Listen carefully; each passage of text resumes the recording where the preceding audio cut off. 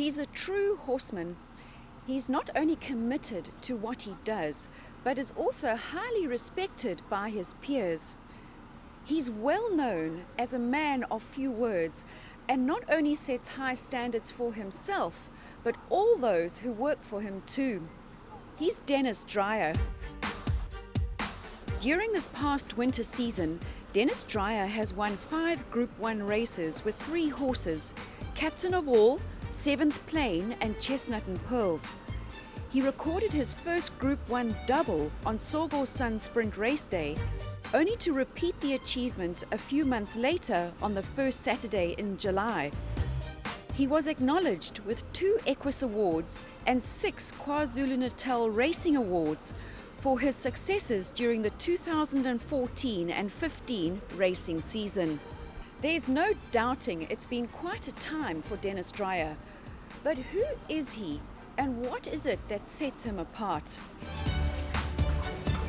To start with, I think you've got to have the horses.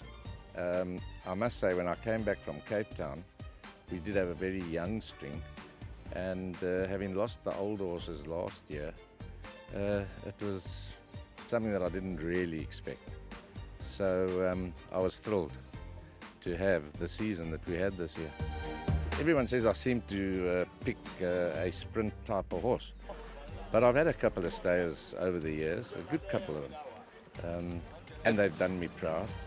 So I don't know, I think it's a lot of luck, but it's the particular horse that I like that I go for. You know, I buy horses off every farm in the country, whether they Cape, Durban, Natal or wherever, and it's the individual that I like to go for, and of course the pedigree has got to match the conformation of the colt or the filly. I think the biggest thing with Jill and I, because we both go through the catalogue and we try and eliminate, we don't like looking at mares that have had 6, 7 foals, 2 winners, 1 winner. I don't think you're going to find a top horse out of that type of category. So we do a lot of homework before we go to the sales, and the big thing with me is that when a yearling walks out the box, he's got to give me that wow. And once he does that, then I've got to pull him to pieces not to like him. And as a team, Jill and I, we really scrutinize the horse, and I'll see things that she doesn't see and vice versa, and then we'll make our final lists. That's how we like to do it. You always acknowledge your team. Tell us about them. Oh no, listen, I'm blessed. The cheapers, from Stewie to Sean, Cormac, Sean Veal, Carrie, the grooms. He's a true professional. He's a true Virgoan. He's he's an absolute perfectionist. When workouts don't go as planned, he gets as frustrated as we do. But when we have a good day's work, we all leave the track in high spirits. Wears his heart on his sleeve. Very emotional man. I think maybe because we've got such a close relationship and a good relationship, that we have a strong bond, and it's a very emotional relationship for us. When it's successful, we are obviously we're both almost in tears together, but when we have bad days, we're both as frustrated as each other, and it's nice to have a team to fall back on, with Stewie, Shawnee and Carrie. There's a big team involved now, which hasn't been there for the previous seasons, and I feel that we're much better for it now. Intricate part and probably one of the backbones of our yard is Mrs. Drier. Phenomenal person, phenomenal lady. Just honestly a true backbone of this yard.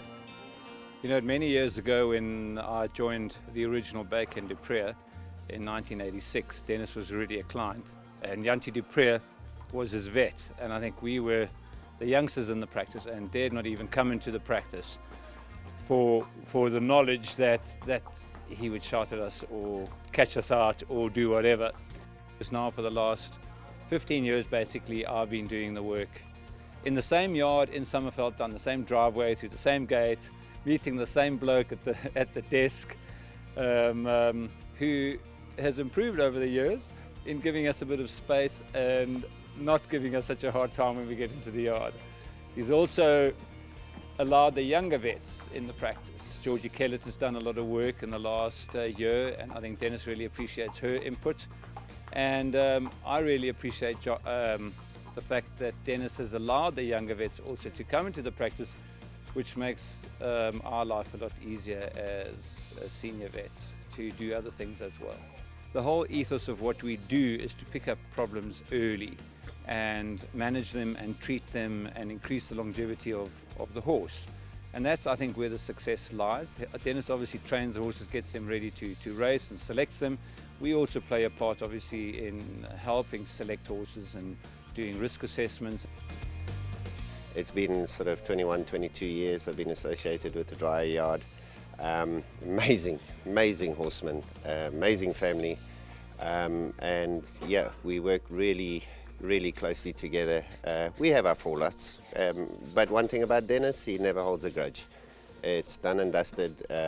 Yeah, you can be an idiot one day and you're a superstar the next day, so you get pretty used to it, and yeah, just a wonderful guy to work for.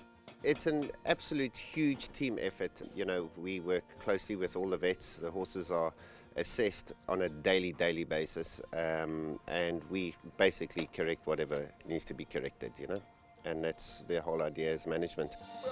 I work for Mr. Drier about 32 years, since 1983. We got good relationship with all the mates who work here.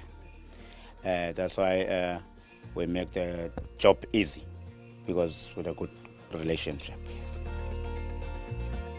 I really think I am blessed with, as you say, the team that I've got behind me. Without them, I don't think I could do it.